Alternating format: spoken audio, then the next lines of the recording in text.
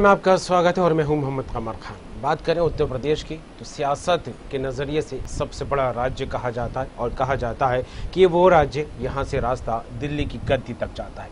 लेकिन इस बड़े राज्य को लेकर जब बात हो और सियासी उठापटक ना हो तो ये शायद कम ही सोचने में आ सकता है, क्योंकि लगातार हर रोज़ यह सियासी तस्वीरें भी पल पल बदलती दिखाई देती हैं। और बस्ती मंडल के कद्दावर नेता और पूर्व मंत्री राजकिशोर को लेकर बात की जाए तो उन्होंने कांग्रेस का हाथ छोड़ दिया है और बसपा के हाथी पर सवार होते दिखाई दिए हैं। बसपा की सदस्यता उन्होंने ले ली है।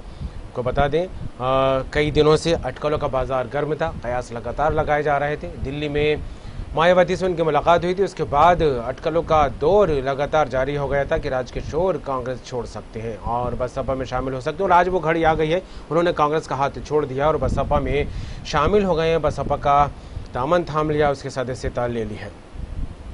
इस बात को लेकर उन्होंने कहा है कि वो कांग्रेस में काफ़ी असहज महसूस कर रहे थे। आपको बता दें कुछ दिन पहले बसपा प्रमुख मायावती से दिल्ली में उनकी मुलाकात हुई थी। इसके बाद ये संकेत मिलने लगे थे कि राज्य बसपा के हाथी पर सवार हो सकते हैं। खबर ये भी थी कि दिल्ली में हाई लेवल की मीटिंग हुई थी जिसमें सब कुछ तय हो चुका है और उसके बाद उन्होंने कांग्रेस से इस्तीफा दे दिया है और बसपा में शामिल हो गए हैं।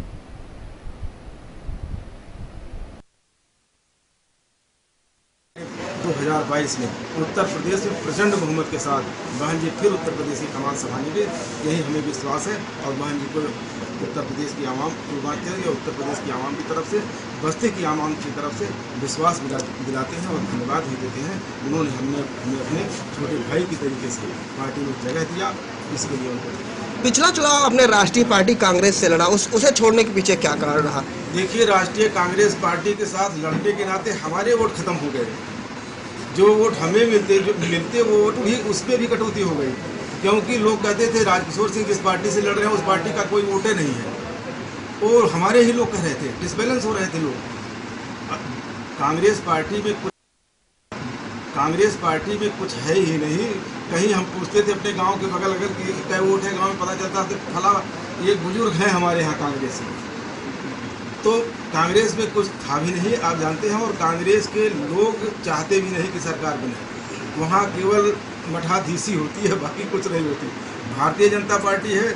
भारतीय जनता पार्टी के बारे में आप जानते होंगे कि जितने विधायक आपके हैं, जितने उत्तर प्रदेश से विधायक जीत के आए हैं, कोई आदमी एक जिला पंचायत सदस्य की हैसियत नहीं रखता, कोई काम कुछ कर ही नहीं सकता। आने वाले समय में जनता सबको सबक सिखाएगी। केवल झूठ बोलने से, केवल गुमराह करने से 1 दिन 2 दिन 4 दिन होता है, उससे ज़्यादा नहीं होता। और आपने कहा कांग्रेस पार्टी, मैं बीएसपी में आया हूँ, आप भी जानते हैं जिले में राजकिशोर सिंह का अपना अलग जनाधार था और पूरा जनाधार लेके अगर बीएसपी में हम आए हैं तो 5 सीटें हम जीतेंगे, इसमें कोई दिक्कतें नहीं। 5 सीट हम लोग 100% गारंटी लेके कहते हैं। बस्ती की जनता पे विश्वास करके कहते हैं, बस्ती के आवाम पे विश्वास, मुसलमान पे विश्वास, अपर कास्ट, जितने भी हर जात बिरादरी लोग, सबके विश्वास के साथ कहते हैं कि बस्ती की 5 सीट पुलिस इस बार जीतेंगे। आपने राजकिशोर का क्या कुछ कहना है? वहाँ कांग्रेस पार्टी को लेकर उन्होंने बात कही, बीजेपी पर भी निशाना साधा और आखिरकार उन्होंने बसपा ज्वाइन कर ली है, हाथी पर सवार हो गए हैं, सदस्यता ले ली है। और सीधे रुख करेंगे लखनऊ का, हमारे साथ जुड़ गए स्टेट एडिटर आरसी भट्ट साहब। उत्तर प्रदेश में सियासी जो तस्वीरें पल पल बदलती नजर आने लगी है, क्योंकि 2022 के चुनाव को लेकर सभी दल सक्रिय होते नजर आ रहे हैं और अपने अपने स्तर पर रणनीतियां बनाते दिखाई दे रहे हैं। और ऐसे में राजकिशोर को लेकर बात की जाए तो उन्होंने कांग्रेस का हाथ छोड़ बसपा के हाथी की सवारी करना शुरू कर दिया है। किस तरह देखें इस दल बदलने को? कमर, ये अकेले राजकिशोर सिंह की ही बात नहीं। अगर हम तकरीबन 15 साल पहले की राजनीति के परिदृश्य पर नजर डालें, जो जिस तरह से लगातार बहुजन समाज पार्टी अपने प्रभाव का इस्तेमाल करके दलित वोटों के सहारे सत्ता में आ रही थी। 2007 से 2012 तक मायावती उत्तर प्रदेश की बहुमत के साथ मुख्यमंत्री और आज मायावती के हाशिए पर हैं, क्योंकि उनका जो वोट बैंक है, दलित वोट बैंक, वो कहीं न कहीं भारतीय जनता पार्टी ने उस पर अपना काफी कुछ अधिकार जमा लिया। मायावती को ये चिंता है कि अब उत्तर प्रदेश में उसकी दिन प्रतिदिन स्थिति खराब होती जा रही। और यही कमोबेश स्थिति में जो उनके साथ जो उनके फॉलोअर रहे, चाहे नसीमुद्दीन सिद्दीकी की बात करें, जुगल किशोर की बात करें, उसके साथ साथ अगर हम स्वामी प्रसाद मौर्य की बात करें या ब्रजेश पाठक की बात करें, और इसी तरह जो अन्य कद्दावर नेता रहे, राम प्रसाद चौधरी जो बहुत मजबूत पूर्वांचल के कुर्मी नेता हैं, पिछड़ी जातियों के नेता हैं, उन सभी लोगों ने मायावती का साथ छोड़ दिया। और ये मायावती के चिंता का बहुत बड़ा कारण। और सबसे बड़ी बात यह है कि उनके ऊपर लगातार ये आरोप लगते रहे कि उन्होंने टिकट लेने में पैसे मांगे और पैसे के बिना वो टिकट नहीं देती। और जिस तरह से उनके तमाम जो पुराने सिपे सालार थे वो एक एक करके पार्टी छोड़ते चले गए, तो बहुजन समाज पार्टी जब 2017 में विधानसभा के चुनाव हुए तो वो कहीं न कहीं 20 के आंकड़े के अंदर आ गई। ये कहीं न कहीं सबसे खराब प्रदर्शन बहुजन समाज पार्टी का रहा। लोकसभा के चुनाव में भी उन्होंने समाजवादी पार्टी के साथ गठबंधन किया तो उनको 10 सीटें मिली। अब कमोवेश स्थिति ये है कि 18 माह बाद उत्तर प्रदेश में चुनाव होने हैं, 2022 में चुनाव विधानसभा के होंगे।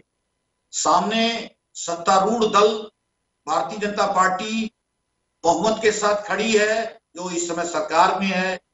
उसके पास तमाम जो बूथ स्तर के कार्यकर्ता हैं, केंद्र सरकार की उपलब्धियां हैं, और खास तौर पर जो धारा 370 और राम मंदिर का जो निर्माण होने जा रहा है, वो तमाम मुद्दे हैं। और उसके साथ साथ विपक्ष में देखा जाए तो समाजवादी पार्टी और बहुजन समाज पार्टी स्वयं खड़ी है। अब मायावती को यह लगने लगा है कि केवल दलित वोटों का जो सिर्फ प्रयोग करके हम सत्ता में नहीं आ सकते। कमोवेश 2017 में भी उन्होंने सोशल इंजीनियरिंग के सहारे सत्ता प्राप्त की थी और पूर्ण बहुमत के साथ सरकार बनाई। अब उसी दिशा में वो फिर आगे चल रही। उनका सीधे तौर पर ये अब सोचना है कि जो बहुजन समाज पार्टी को छोड़कर जा चुके हैं जो नेता, वो वापस पार्टी में आए, जो कैडर बेच रहे हैं उनको वापस लिया जाए, और उसके साथ साथ जो लोग बहुजन समाज पार्टी में आना चाहें उनका स्वागत है। और उसके साथ साथ जो लोग नाराजगी रही जिनकी बहन जी से, उनकी नाराजगियां भी दूर की जा रही हैं। इस मामले में राम अचल राजभर और लालजी वर्मा, इस तरह के जो है नौशाद अली, ये तमाम जो कद्दावर नेता हैं बहुजन समाज पार्टी के, उनको लगाया गया है और पूरी तरह से ये उन लोगों से कम्युनिकेशन करके पार्टी में लेने का प्रयास कर रहे हैं। और सीधे तौर पर अगर देखा जाए तो कहीं न कहीं मायावती को ये लगने लगा है कि एकला चलो की राह पर वो चल रही हैं और एकला चलो में ही वो चुनाव लड़ेंगे, और वो एक पिछड़े और दलित और मुस्लिम का एक बड़ा गठजोड़ बनाना चाहती हैं। और उसके साथ साथ जो अपर कास्ट के मजबूत लीडर हैं अपने अपने क्षेत्रों के, उनको वो अपने साथ जोड़ना चाहती हैं, और ये जोड़कर अपनी सीटों का जो नंबर है वो पूरी तरह से बढ़ाने की कोशिश कर रही हैं। और निश्चित रूप से अगर देखा जाए तो मायावती तकरीबन 1 दशक से इस समय सत्ता के हाशिए पर हैं। लगभग देखा जाए तो 8 साल के करीब हो गए हाशिए पे चल रही हैं, और उनको सत्ता में दोबारा आने की बड़ी छटपटाहट है। लेकिन कहीं न कहीं बहुजन समाज पार्टी का जो कैडर है वो पूरी तरह से बिखरा हुआ है, और उसके साथ साथ जो पुराने कद्दावर नेता रहे हैं अब वो दूसरे दलों के साथ गलबैया कर रहे हैं। तो अब इस स्थिति में मायावती ने हर जनपदवार ऐसे नेताओं की तलाश तेज कर दी है जो कभी बहुजन समाज पार्टी में रहे हैं। राजकिशोर सिंह भी बस्ती जनपद से आते हैं, ठाकुर समाज के हैं, एक मजबूत नेता है, और निश्चित रूप से हालांकि पिछला चुनाव वो हार गए भारतीय जनता पार्टी की लहर में, लेकिन अपना उनका खुद का जनाधार है। और सबसे बड़ी बात यह है कि विडंबना देखिए कि वो सबसे पहले बहुजन समाज पार्टी के टिकट पर चुनकर आए थे, और उसके बाद तुरंत उन्होंने दल बदल करके समाजवादी पार्टी के साथ गलबैया हुए और मंत्री पद से नवाजे गए। अंत में उनको जो ठौर है वो कहीं न कहीं दोबारा बहुजन समाज पार्टी में मिली, क्योंकि समाजवादी पार्टी से वो फिर कुछ नाखुश रहे। शिवपाल यादव के साथ उनकी जो है निकटता जगजाहिर है, अखिलेश यादव कहीं नाराज रहे, और उनको उनके विभाग को छीना उन्होंने। उसके बाद कहीं न कहीं वो समाजवादी पार्टी छोड़कर कांग्रेस में गए, लेकिन कांग्रेस में जिस तरह से उन्होंने देखा कि कांग्रेस का कोई जनाधार नहीं है, और जिस तरह से उन्होंने बयान भी दिया कि कांग्रेस पार्टी जो है उनका जो खुद का वोट है और वो भी वोट उनको नहीं मिला, तो ये कांग्रेस के महत्व है। तो उनको लगा कि एक सुरक्षित ठौर की जो तलाश थी वो कहीं न कहीं बहुजन समाज पार्टी की, क्योंकि बहुजन समाज पार्टी के साथ उनका जो दलित वोट बैंक है वो भी कभी अभी आंशिक रूप से कहीं न कहीं मायावती के साथ है। हालांकि भारतीय जनता पार्टी ने उसमें काफी कुछ सेंध लगाने की कोशिश की है और उसमें कामयाब भी रही है। अब कमोवेश स्थिति ये है कि मायावती ने उनको जिम्मेदारी भी सौंपी है, पूरी तरह से उनको पार्टी में उन्होंने उसको लिया है, वो पार्टी में शामिल हुए हैं और उसके साथ साथ बस्ती मंडल में उनको महत्वपूर्ण जिम्मेदारी से नवाजा भी गया है और वो आने वाले दिनों में विधानसभा चुनाव अपनी हरैया सीट के साथ साथ अन्य जो उनके समर्थक हैं उन लोगों को लेके बहुजन समाज पार्टी के दल से वो चुनाव लड़ेंगे। तो ये उनकी रूपरेखा है, क्योंकि बहुजन समाज पार्टी इस तरह जो प्रयोग है वो सभी मंडलवार जनपदों में और जनपदों में भी ये कर रही है। तो निश्चित रूप से कहीं न कहीं अब देखना ये है कि कितना जनता इसको स्वीकार करती है कि बहुजन समाज पार्टी के कार्यों को लेकर या मायावती को लेकर वो कितना स्वीकार्य होगा, ये आने वाला वक्त। बिल्कुल, आगामी चुनाव को लेकर देखा जाए तो डगर इतनी आसान नहीं है किसी भी दल को लेकर भटजी बात की जाए, और खास करके राजकिशोर ने जिस तरह से पार्टी दर पार्टी दल बदलते दिखाई दिए हैं। अपने छात्र राजनीति से उन्होंने करियर की शुरुआत की, बसपा से टिकट देते हैं, बस्ती के कद्दावर नेता माने जाते हैं, बसपा से बगावत कर सपा में आते हैं, उसके बाद फिर कांग्रेस का हाथ थामते हैं। हालांकि बसपा में कैबिनेट, माफ कीजिएगा, सपा में कैबिनेट मंत्री भी रहे, भ्रष्टाचार का आरोप भी उन पर लगा। लेकिन पिछले दिनों जिस तरह से मायावती के साथ दिल्ली में उनकी मुलाकात होती है, हाई लेवल मीटिंग होती है, उसके बाद कयासों का दौर जारी हो जाता है कि कहीं ना कहीं बसपा में शामिल होने की कवायदें कवायद होती दिखाई दे रही, इसके संकेत भी मिलने लगे थे। एक बार फिर जो है वापस बसपा में आ गए हैं। तो क्या लगता है जिस तरह से सुबह के भूले शाम को घर लौटे, इस तरह की स्थिति बनती दिखाई दे रही है, या फिर जनता उन पर वाकई भरोसा जताएगी? देखिए, कहीं ना कहीं समाजवादी पार्टी में उन्हें ठौर नहीं मिला, बहुजन समाज पार्टी को उन्होंने पहले छोड़ा, फिर समाजवादी पार्टी में वो कई बार मंत्री बनाए गए, अब उसके बाद वो कहीं न कहीं कांग्रेस में गए। अब उनको ये लगने लगा था कि उनको एक मजबूत पार्टी की तलाश थी। मेरी उनकी खुद बात हुई, मैंने उनसे स्वयं पूछा कि अब उनका इरादा क्या है, तो उन्होंने इस उत्तर प्रदेश की राजनीति में मायावती को सर्वोत्तम बताया और बहुजन समाज पार्टी को का दामन थामने की बात कही। तो ये कहीं न कहीं उनको लगने लगा था कि उनका जो भविष्य है, उनके समर्थकों का जो भविष्य है, तो निश्चित रूप से वो कहीं न कहीं बहुजन समाज पार्टी में, और मायावती ने भी उनको गले लगाया, क्योंकि मायावती के साथ वो पहले रह चुके हैं, उनके पार्टी के साथ टिकट लेकर विधायक हुए। अब वो बहुजन समाज पार्टी की नैया पर दोबारा सवार हो गए हैं। लेकिन सबसे बड़ा सवाल ये है कि जनता 2022 के चुनाव में कितना उनको स्वीकार करती है, ये तो आने वाला वक्त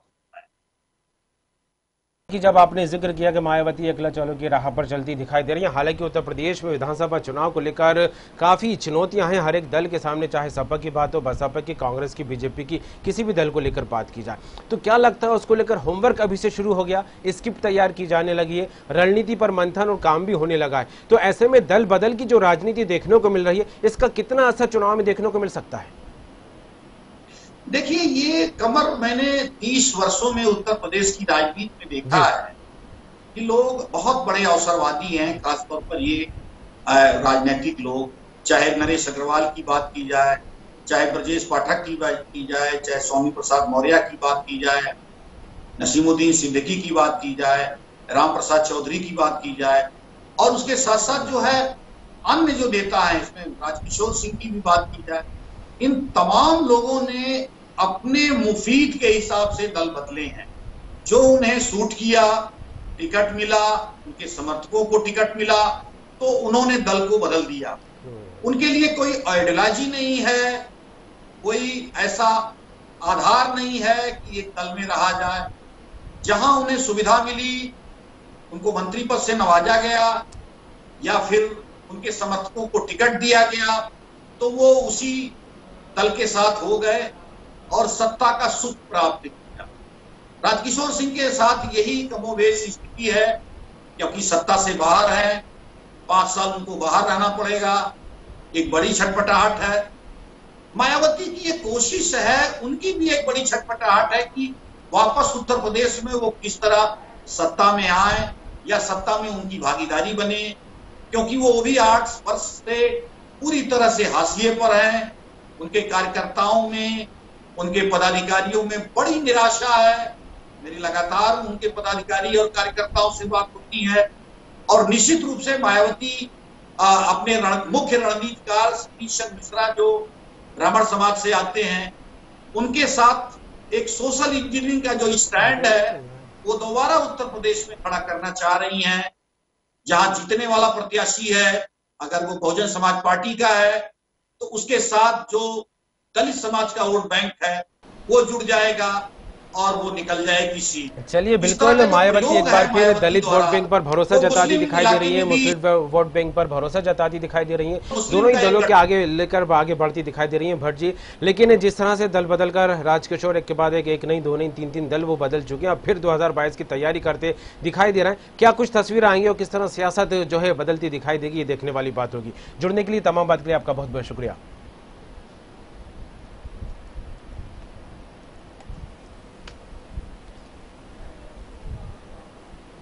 बस्ती क्षेत्र के कद्दावर नेता और पूर्व मंत्री राजकिशोर को लेकर देखा जाए तो उन्होंने कांग्रेस का हाथ छोड़ दिया है, बसपा के हाथी पर सवार होते दिखाई दी हैं, बसपा की सदस्यता उन्होंने ले ली है। हालांकि मायावती उनको लेकर काफी भरोसा जताती दिखाई दे रही है। फिलहाल देखने वाली बात होगी 2022 को लेकर जिस तरह से राजनीतिक दल अपने अपने स्तर पर तैयारियां करते दिखाई दे रहे हैं और उससे अभी भले ही 2022 में वक्त है, लेकिन दल बदलने की जो राजनीति है वो शुरू हो गई और आगामी दिनों में क्या कुछ तस्वीरें इनसे जुड़ी सामने आती हैं, ये देखने वाली बात होगी। और फिलहाल